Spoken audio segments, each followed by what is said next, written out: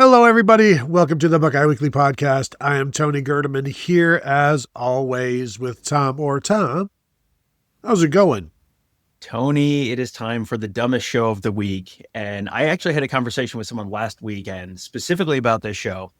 But Justin down in Athens, he's a longtime friend of the pod and is we travel in the same youth hockey circle. So I will see him at least once a year. Saw him last weekend, and he was saying his kids, when they're in the car and listening to podcasts, kids don't always love listening to our stuff. Sometimes it's fine, but he said they love the bold prediction shows because of the way we argue.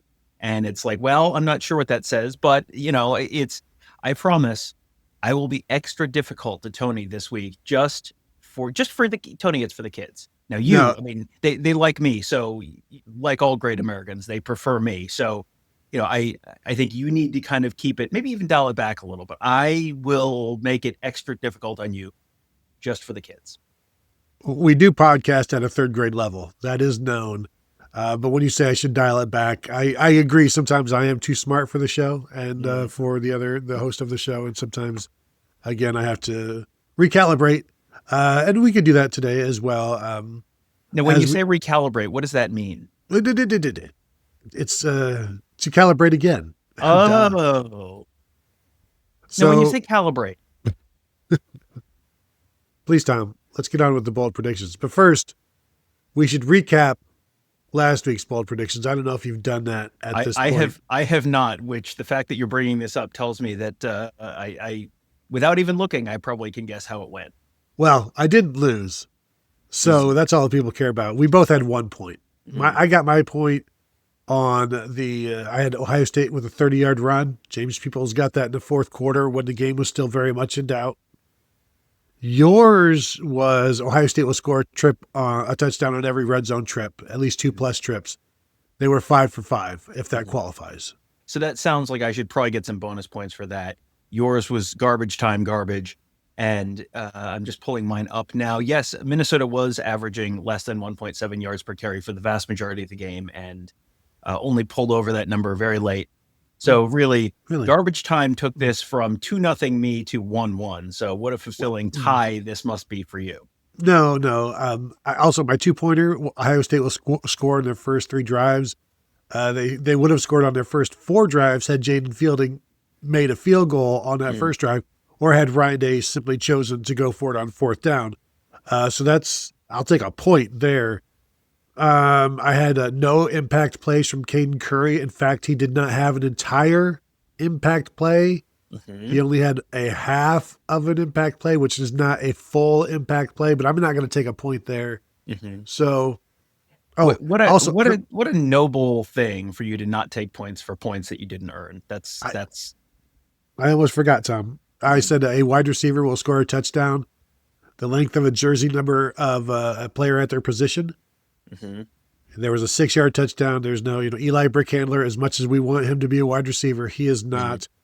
There was a 9-yard touchdown reception. There is no 9, that's Tavian St. Clair.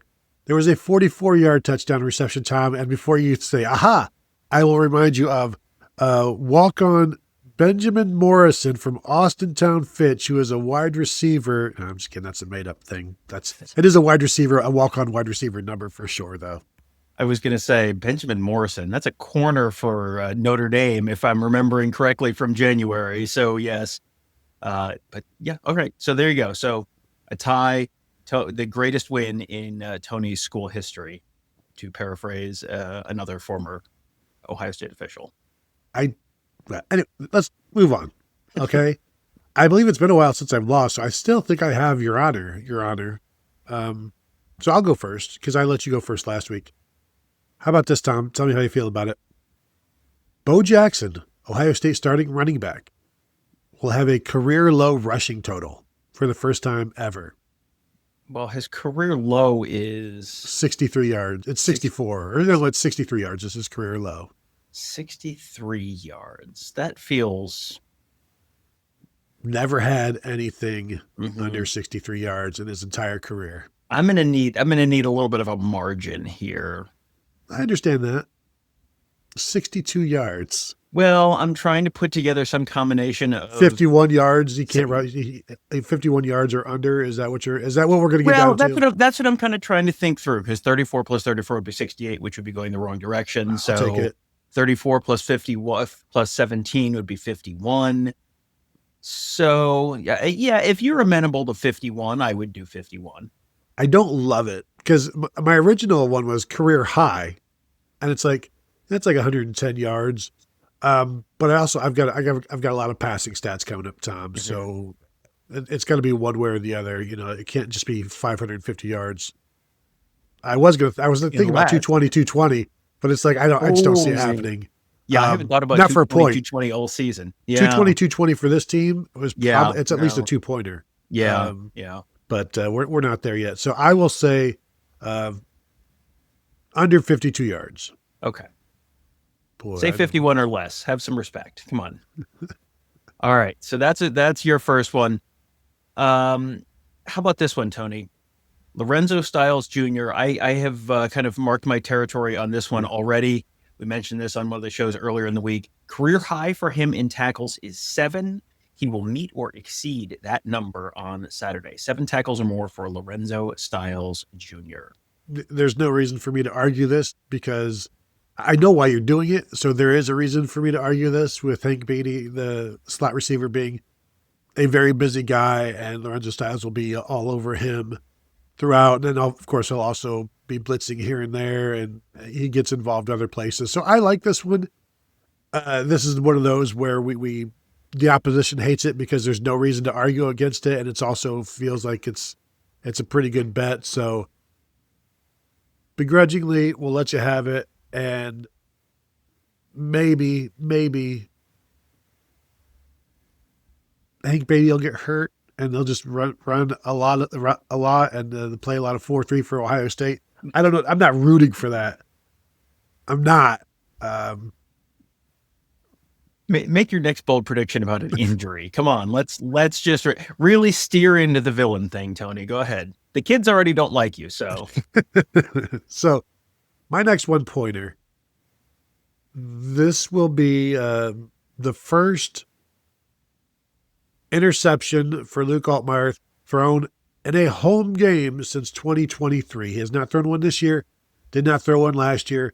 His last home interception was like in October or November of 2023. And so, yes, is he due? Sure.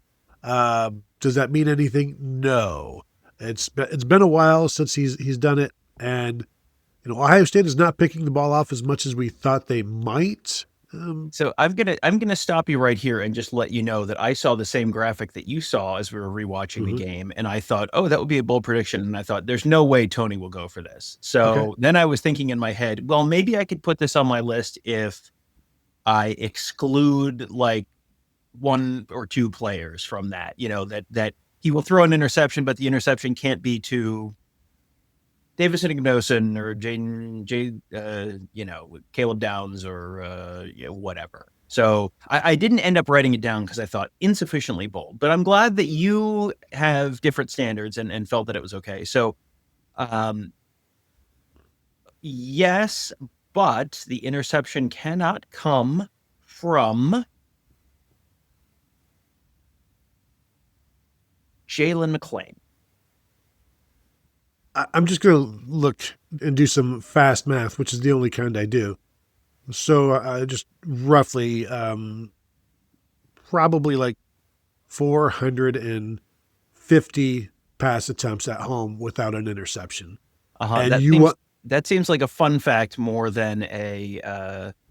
And you want to throw a qualifier in there and say Jalen McClain. Well, he hasn't thrown an interception yet this year. No. Yeah. Because he's thrown 16 as Illinois' quarterback in 2.5 years, which is a reasonably high number. But he hasn't thrown one this year. And 6 last year is not a high number. It's not a high number, but it's also it's not a low number. So 7 of his interceptions were in his first 3 games as the Illinois quarterback. Mm-hmm. He's thrown 9 since then. Mm-hmm. I'm going to give this to you because I already know the hotel, and there will be no cot of shame in Madison because there are the number of human beings in the room and the number of beds in the room will be equal. So I'm not going to fight you on this one, but I just want you to know, the listeners know. I know, and the listeners know. Quarterback will throw an interception is pretty. I mean, what's the word? It's not bold. It's here. I'm going to give you an example of bold, Tony. What a bold prediction for a quarterback looks like. Okay. All right. Julian Sayin, 4 touchdown passes on the road. 4 touchdown passes for Julian Sayin. Now, I could say, well, on the road in the central time zone, he's never even thrown 1. So I'm going to predict 1. And we could, we would argue about that. And obviously I would continue to increase it until it reached ludicrous levels of boldness, which I just decided, you know what? We're just going to save time and we're just going to go straight to ludicrous levels of boldness. 4 touchdown passes, Julian Sayin. Is this a prediction that you're doing? Yes. Oh, okay. All right. So 4 touchdowns for Julian Sayin. I also have a Julian Sayin touchdown prediction, but it's lower and later on in the show. Not lower, later on in the show. I'm sure it's lower. Go on. Yes. Was that 4 touchdown passes or just? I'm going to say just 4 touchdowns. He hasn't run for 1 yet. I'm not expecting him to run for 1, but I'll leave myself since you open the door, I will slide through it and, reach back and grab my hat Indiana Jones style on my way out. Typical. You know what they call Indiana Jones, Tony? A hero. He stole artifacts. Okay. That's a great hero. My next one. Saved them, Tony. He saved the artifacts. Yeah. Do you want the Nazis to have them, Tony? Whose side are you really on? If there was an eBay back in the 40s. Next one. At some point, we're going to do this show again, and it's going to end with me looking right at the camera and saying no ticket. And it's going to be amazing. So don't worry. We'll do the show again in person at some point. All right, go on. There will be a special teams mishap. Now, is this a muffed punt? We do need to, I would say just. By which team? Oh, yeah. Either team.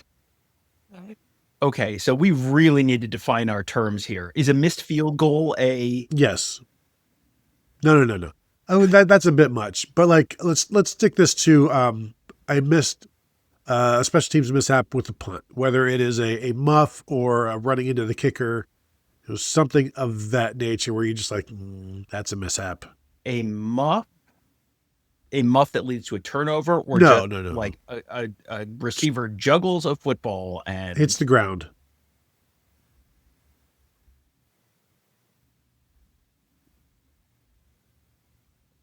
I can see you working, and you're getting less bold as we go. And because I have a special teams one later, which is a multi-pointer. And I'm going to show you how we do bold predictions. Illinois kicks a sad field goal. What is a sad field goal? 4th quarter, down by more than 24 points, and does not change the number of scores needed to tie or win. That is my 3-pointer. That is a specific, very narrowly drawn, maybe a returner doesn't catch a ball completely cleanly, but also maybe there's a penalty, but also if you want to tell me there's a turnover on special teams or a penalty on special teams extends a drive, that would be a special teams mishap that is specifically and narrowly drawn enough that it would be worthy of this show. You don't think otherwise we can change title and it's just predictions. So you don't think a muffed punt is bold enough? I think there have been plenty of mishaps on punts involving Ohio State this year. Yeah. So a turnover, yes. Which they had a turnover on a punt literally the last time they played on the road. So this is not, I'm showing you a decent amount of latitude here. Okay. How about this one? We'll see. A player other than a quarterback will throw a pass. And we saw this last week for Illinois. So they're not going to do it again. Won't they? Won't they? All right. I'll come back to it. My next 1 pointer. We'll come back to that one. A running back will have a touchdown catch for Ohio State. A running back will have a touchdown catch for Ohio State. Yeah, that one's okay. That's fine. And it's that we have defined our terms. It's a running back, touchdown catch. That's not something that happens every week. It's something that I could absolutely see happening. I think it's happened once with C.J. Donaldson. Yeah, I could absolutely see it happening, but that's a bold prediction. There you go. All right. Well, people love your condescending attitude as well. Listen, I'm sorry that he gives me so many opportunities for it, but these are the co-hosts that we have been, what's a nice way to say stuck with? I don't know. But here we are. So anyway, yeah. So, okay, that's a good one. An Ohio State running back has a touchdown reception. There you go. Well done. All right. How about this one, Tony? We know the number 34 is a very special one to this show. Do you know how many yards is Brandon Innis's season high in receiving yards this year? 33. No, it's actually 34. Even more bold than you thought. That's why he's going to exceed the number 34. Highest receiving yards total in a game this season, at least 35 yards for Brandon Innis. The frustrating thing is, again, here's one. This is just a good one because it's hard to challenge something that hasn't happened this year, even though clearly you have tried. And you do every single week. But again, this is a guy who had one catch for 2 yards last week and has only approached 30 yards twice in 5 games. So at least 35 yards receiving for Brandon Innis. I can't say no to that. How many times say season high? A season high for receiving yards for Brandon Innis. That makes it sound even better. Because he's only done that once in his career, twice, not counting the 58-yarder. So, all right, at least a season high for Brandon Innis, I guess. I mean, if that's what we're doing now, if that's the standards that we are going to employ here, season high receiving yards for Brandon Innis. All right. Here's one for you, Tom. Arvell Reese, linebacker, been pretty quiet of late. I think this week he will have at least 2 tackles for loss. That is 2 full tackles for loss, not this 1.5 stuff that you like to pull. 2 tackles for loss for Arvell Reese. And just trying to look quickly to see how many times he's done that this year. Maybe once so far this year. He's only got 3 on the season, so okay. I guess probably not. He's never had more than 1. Okay. Well done. That's a good one. That I will allow it. Well done. Wow. I'm not unreasonable, Tony. You're just terrible at this. Generally. Not the last. The last 2 have actually been good. That's good. I'm just here to be the representative of the audience and to call you out on your nonsense. You do not see the feedback. How about this one, Tony? This is, I think, a derivation of something that you have used before. You have done this as a multi-pointer with one receiver. I'm going to do this with any receiver. An Ohio State receiver has 200 or more yards receiving. This is something that's only been done 6 times in ever.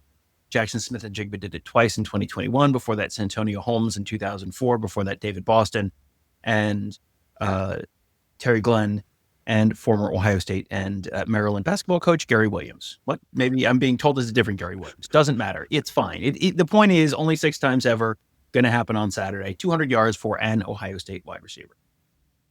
You said it, a wide receiver. At least one Ohio State wide receiver. So no, I'm just hoping it's Max Klare or a tight end. Yeah. Well, if it's believe me, if you want to take Max Klare has a 200-yard receiving game, that's I've got a Max Klare one here coming up in a minute, but yes, we will 100%. That's a good one. So my final one pointer that I need to come up with, how about I was just thinking something like Ohio State will have a kickoff return of at least 17 yards, because I'm joking, but how many of those do they have this year? They're not going to. I'll tell you what. I don't. No, I have 2 more one pointers and I can only use one of them. So I'm going to let you choose which one you want. I don't want them. Oh, they're so good. They're No, still good. you can talk about them. I don't want them. I don't want your charity. I don't need your charity. Go ahead, tell me. Number one, Ohio State is 7 points or better in the middle 8. So +7 in the middle 8 is one of them. The other one is Jeremiah Smith participates in a touchdown in a way other than a reception. So that could be a pass, a rush, a return, or a recovery of a fumble. So what? 1 point for him to recover a fumble or throw a touchdown or run a touchdown in. Mhm. That's interesting. He has never thrown a pass. He has, I believe, only had one touchdown run ever, I believe. I think he has two now because he had one last year and one this year. Okay, then two. And then he has never returned a kick, and he's never, as far as I can remember, recovered a fumble. So this would be, and again, only 1 point. I know. I like that one. I don't want it since you have touched it. I do think we're getting to that point in the season and where it's like, yeah, just continue to try to find ways for Jeremiah to make the highlights. So you know what? I don't have any Jeremiah Smith bold predictions, so I guess I should have one here. Let's say that he has 2 touchdown catches of at least 34 yards. All right, that's a good one. I like that. And I said catches. Yes, you did. Yeah, that's good. All right. Well, then I'm going to, for my last one, take.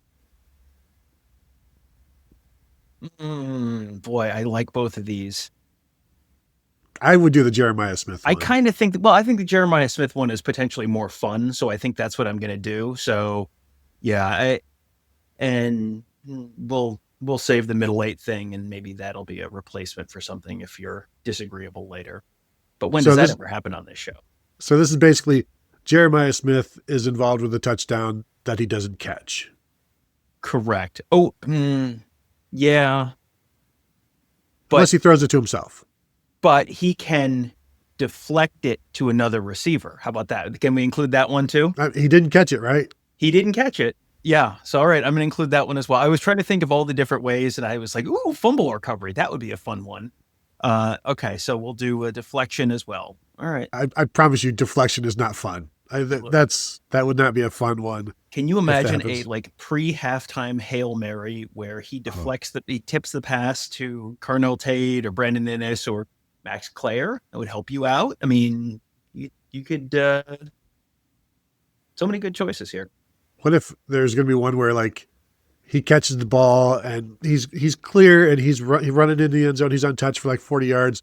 He drops the ball like some receivers do, at the 1 yard line, and then it gets recovered by Brandon Ennis following behind him to celebrate. Mm-hmm. And that would count as well. The entire post-game show is just arguing what deflection means. What is it? The Potter Stewart thing. I know it when I see it. I can't. That would be the best post-game show ever. So let's hope that happens. Yeah, we'll litigate that later on. We don't need to do it now. Mm-hmm. All right, so we'll allow it. Okay. My first 2-pointer. This will be the first 100-yard receiving game for an Ohio State tight end since 2013. Mm-hmm. And I will say Max Klare, just to go ahead and put it out there. Mm-hmm. Jeff Hireman was the last one to do it with 116 yards against Purdue. This is Max Klare's game. He's picking up steam. We saw the USC tight ends have some success. So is this likely to happen? No, it's a 2-pointer. But we'll see. Yeah, I like that one. I think that's a perfectly valid one because he hasn't gotten particularly close, and as you said, hasn't happened since 2013. But it extremely could happen in this game. Absolutely could see that happening.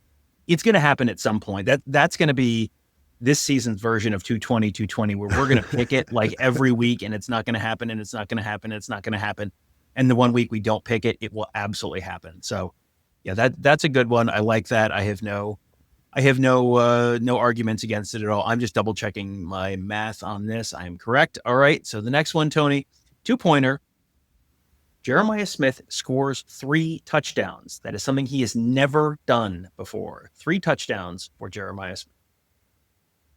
Yeah, and we've talked about in the past, is this a 2-pointer or is this a 3-pointer? And I think we did agree that it was a 2-pointer. So He's never had 2 touchdown catches and a touchdown run in the same Nope. game. He has only scored 2 rushing touchdowns, and that was against Michigan State last year, and he had 5 catches for 83 yards and a touchdown in that one. And he had one against Ohio this year, and that was 9 catches for 153 yards and 1 touchdown through the air. So would you like to bump this to a 3-pointer and say he scores 3 touchdowns, 3 different ways?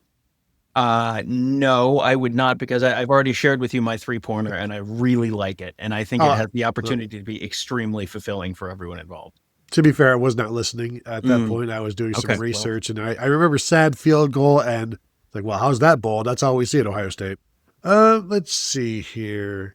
Okay, my 3-pointer, something that has not happened since 2022. Wow, that sounds pretty recent. Go on. Now, a lot of games have been played since then. Julian Sayin will set career highs in everything in terms of the stats. But the numbers are 350 yards passing, 5 touchdowns, 0 interceptions. The last quarterback to do that was C.J. Stroud in 2022. Did it once that year. 350 yards passing, that would be a career high by 3 yards or so. 5 touchdowns would be a career high by a touchdown. 0 interceptions, of course, career low. I hope that's okay. Yeah. So, it only ties his career low. Technically, he has to throw -1 interception. So fair. If he gets an interception on defense, then you hit your 3-pointer.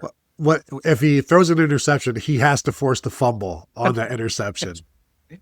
Yeah, I like this one. Are we including completions and attempts, which I don't think his numbers are particularly high on those?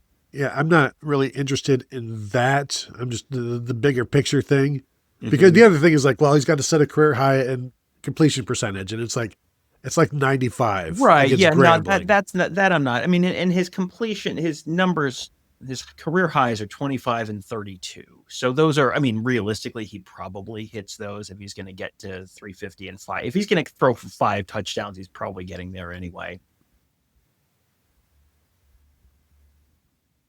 Yeah. Okay. All right. We'll do that just to, keep things moving.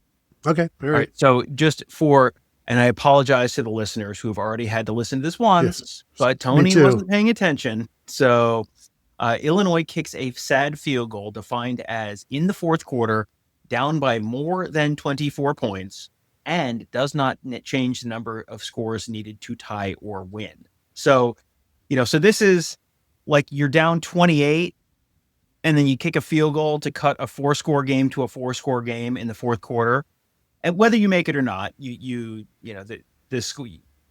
they miss it, if it goes from 27 to 24, and it would go from a 4-score to a 3-score, and they miss it, then the score does not change the number of scores. So the field goal is a sad field goal either way. So again, 4th quarter, down by more than 24 points, does not change the number of scores needed to tie or win. So they need to be down by more than 24 points. They need to be right. This is what we're drawing this pretty narrowly. They're down by 24 points or more, which is a lot because Ohio State's only favored by 15 or 16 or something like that. So this is already a pretty wide margin. And how many drives are they going to have in the 4th quarter? And how many times are they going to get into the field? And it's going to have to be, realistically, they need to be. If they make it, they would need to be down by 28 or more for it to. So You've got enough ands in there where you're parlaying all of these things that I'm going to allow it. However, I absolutely believe that Brett Bielema would kick that field goal just to make the score look a little bit better because you're this is a beauty contest right now, and you'd rather 3 points than nothing if you can get it. So, 3 points for a sad field goal. See annotations. My favorite sad field goal of all time was, I think it was the 2017 Rutgers game at Rutgers, where Ohio State was up 49-0, 52-0, something like that. And Rutgers lined up for a field goal with about 30 seconds left.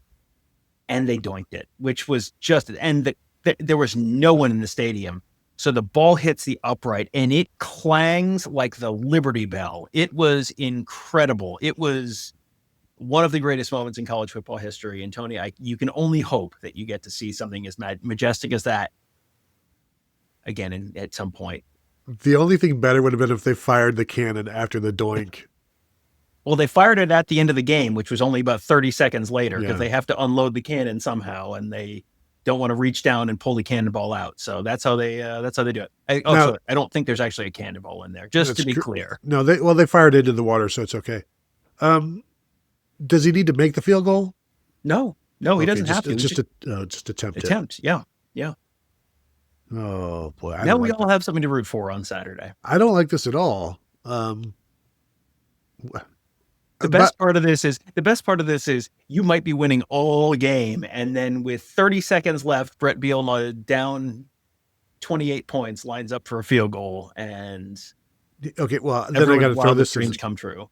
I got to throw this in there. 34, 51 yards negates it all. I mean, I can't take 17. So yeah, right, yeah, that's true. You can't.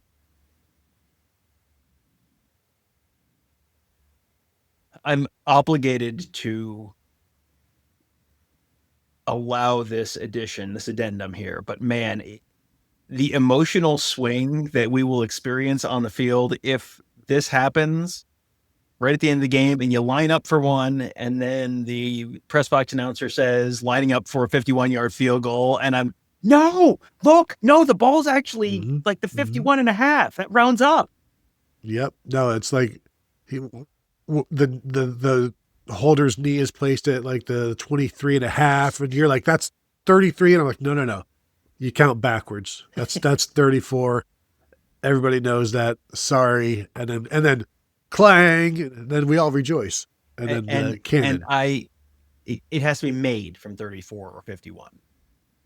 Because then you have the additional drama. You can have multiple emotional swings. And then either, and then potentially if he hits it, and we're both going up to Jerry in the post-game interview room and arguing about the spot of the ball and telling him, you've got to talk to them. You got to fix this. They love that. They love when we do that. Yeah. When trying to get official records switched because of the bold predictions. That goes over so well. All right, Tom, my freebie bold prediction for you. There will be at some point in this game between quarters 1 and 3 an incompletion. Between quarters 1 and 3, there will be an incompletion. Okay. Well, that's a good one. Both quarterbacks, relatively high completion percentage. Yeah. There's a possibility this doesn't hit, which would be delightful. But all right, so that's a good one. My bold freebie for you is at some point during the car ride to or from Champaign, someone will make a joke about height.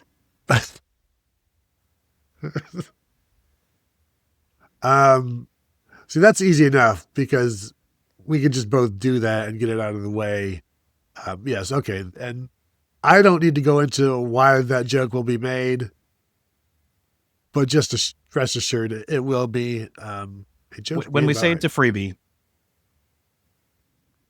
Yeah. Especially if we can go ahead and ourselves take care of that one. So there you go. Bold predictions, all 14 of them right in your ear balls. I feel pretty good about it. We'll have our preview show eventually, and we'll have our scores. So, but I think maybe this kind of gives a glimpse into how we're thinking about how this Ohio State offense is going to go. A lot more offensive bold predictions than defensive. I think, like, you have one defensive prediction. I have 1 or 2, and so feels like an offensive day for the Ohio State Buckeyes. So there you go. If you're watching on YouTube, go ahead and hit the thumbs up. We'd appreciate that. Subscribe to the channel. If you've not yet done so, hit the bell to be notified when we're going live, dropping new episodes, dropping any kind of videos, which, of course, as you know, we have a bunch of stuff going on there at youtube.com/Buckeye Huddle. Also have a bunch of stuff going on at BuckeyeHuddle.com itself. If you want to sign up, say hello to us there at the Buckeye Huddle message board presented by Jeff Ruby's Columbus, talking about this, talking about stuff that we're hearing, stuff that we're seeing, and all sorts of other things revolving around the Ohio State football program. So thank you all for tuning in, and we will talk to you all later.